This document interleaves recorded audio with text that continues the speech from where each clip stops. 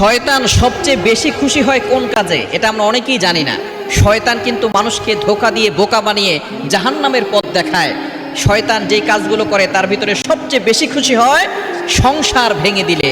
কিন্তু দুঃখজনক হলেও সত্য, বর্তমানে অনেক স্বামী স্ত্রী তারা কিন্তু শয়তানের ধোঁকায় পড়ে বোকা হয়ে তারপরে সংসার ভেঙে দিচ্ছে।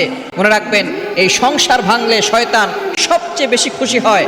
এজন্য শয়তানকে খুশি না করে আমরা আল্লাহকে খুশি করাবো।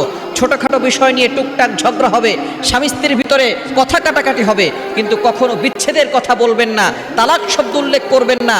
মনে রাখবেন, তালাক কিন্তু সব সমস্যার সমাধান নয়। স্ত্রী রেগে গেলে স্বামী চুপ থাকবেন, স্বামী রেগে গেলে স্ত্রী চুপ থাকবে।